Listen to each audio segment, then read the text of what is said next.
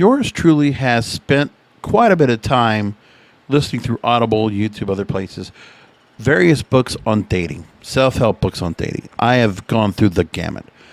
And part of those books have been the pickup artist books. So the likes of Neil Strauss or Mystery and all those kind of people. Yeah, I've read those books. And one of the phrases that you like to use a lot is negging, Negging. And there's a story that came out about a week ago as I record this from Juliet Norman in New York Post. Why men made negging their go-to toxic dating tactic. So if you thought a nagging partner was bad, you haven't seen Negging yet. And I was a co-host of a show called Swipe Fat, called Alex Stewart, and the show is about dating as a plus-size woman, saying she ended up hooking with him afterward, about the fact that she was with a guy once and we were in a car and all he was like, you can sit on my lap, but you might be too heavy. So yeah, offhanded compliment or offhanded remarks, taking shots basically. So in the story, Juliet writes here, says, quote, we've all felt emotionally manipulated in relationships, and even flirting can bring out the worst behavior in people. But now toxic dating trends such as ghosting and love bombing have been joined by another destructive behavior that's becoming more mainstream called negging. No, negging has been going on since the pickup artists back in like the 90s with Mystery and all these other people, okay? They've all talked about this. Love bombing, by the way, I never heard of that.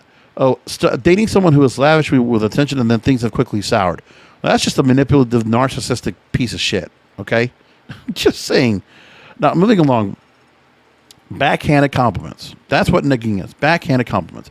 I've learned those. I've used those before. One of my favorites I used to use, as a matter of fact, was, I don't know if you hear this a lot, but I think you're beautiful. I've used that line many times. It actually has worked, because someone might just say, oh, wait a minute. The idea is to use the negging to kind of like, bring a woman down a peg from her beauty standpoint. Bring her down to like what she feels like is her value, and you take it down a peg. And then you bring her back up, and you bring it down a peg. And that's this whole idea of seduction, this method of seduction. So the dating strategy works when someone purposefully gives a backhanded compliment or makes a potential significant other feel bad about themselves in order to lower their self-esteem. The ploy subconsciously tricks the recipient into being more open to someone's advances. That's pickup artists. PUA. And that's what negging's about. This is nothing new. This is like a 25, 30, 40-year-old routine. Okay? The pickup artist. This is nothing new, but she's saying it's a new thing. A former UK Love Island contestant, Danny Bibby, took it to another level when he openly admitted to using the tactic. And he argued with an on-screen match about their relationship progression. Quote, I knocked you down a couple of pegs, have a little banter with you. He further explained why he felt the relationship hadn't been working. Quote, you're like a matte black Lamborghini that I want to drive, but I put the key in and it just doesn't work. I've changed a couple of parts. It still doesn't work. It's still in the garage. So his behavior making hurtful comments toward his love interest got the dating term trending on Twitter, but it's not even a new technique. Thank you. Let's see if she gets this right. In 2015, The Guardian's Peter Bradshaw described negging as men making deliberate, rude remarks towards women, such as impertinent comments about their clothes or hair, expecting to pique their interest and undermine their confidence at the same time. In other words, it's all about control. It's the goal of a male pursuer to make a woman desire his approval, then it makes sense to sneakily weave criticisms into the conversation. A psychotherapist at NYC Counseling, Lindsay Hayden, says that the people who use this tactic likely do it to gain control and in turn feel better about themselves, all while having a negative impact on the other person. Quote, negging will likely, Negging, just so you know how to spell it, will likely affect someone's self-esteem even when they walk into the situation or relationship with their self-esteem relatively intact. This can lead to a person doubting themselves and feeling crazy. Come on. Oh, this is how to feels about be gaslit by somebody. Stop it. Stop it, okay? Then there's another comment saying, there isn't a situation I can think of in which this wouldn't be harmful behavior.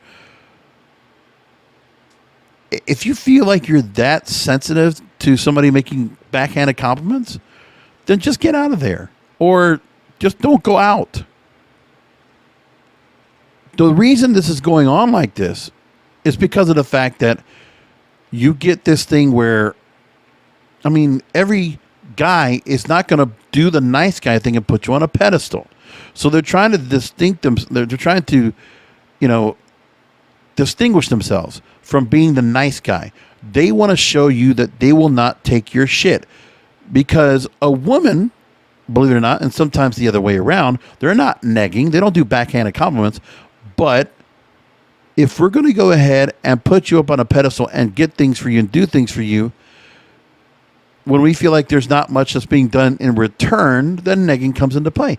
But some women respond to it, and it leads to getting a woman in the bedroom the same night. That's the idea. But in the pickup artist realm, you do it for a little bit, and then you pull back. Because what happens is, in the pickup artist routines, the negging part is done especially when you're in a group, or when you have a girl and you finally can pull her away from the group and you get a chance to talk to her. And as you're in that initial getting to know, you're really just talking to her and getting her at ease. The idea is that normally the backhanded compliments, the negging, that's just to get yourself right to bed. But if you're deciding to go into a relationship, this is something you do as part of the game playing, the dating game. But then you pull back from it. Once you realize the woman is definitely interested in you in the pickup game, then those guys, normally the negging is supposed to be gone away. Like you actually stop doing that. You actually start getting to know the person. You get to know the woman for who she is and go along. That's the idea. So it's done in a way, it's how it's supposed to be. That's the process. But the fact that negging's going on and people don't like it, well, that could be anybody putting you down. No surprise. But this podcaster mentioned that it's often disguised as casual flirting. Telling someone that they look better than usual is negging. Calling someone pretty for their size is negging. Pointing out a flaw, even in a friendly manner, is negging. People do that all the time. You're pretty for a big girl. Or I usually don't go for big girls, but I like you. So I could agree with them like, I don't deserve you, but thank you for giving me a crumb. Well, part of the thing might be if I'm trying to go after a girl who's bigger, because I'm a bigger guy myself, that, you know, I'm not swaying away from the fact that, yeah, you might be a chubby or a bigger girl, but I like bigger girls. I make it the point that I like you. So stop it. Let go of the sensitivity here. And realize somebody might be able to go and make some compliments because they don't want to just be nice, because then they become boring. What do you want the guy to say? If he's not doing that, if he's not able to ask you questions, then how in the world do they get to know you better? In a social situation where you're a complete stranger and we know nothing about you. How do we get you to break the ice and open up? Why don't you answer that question? Because I've done it every different way in 25 years of dating. It doesn't make a difference.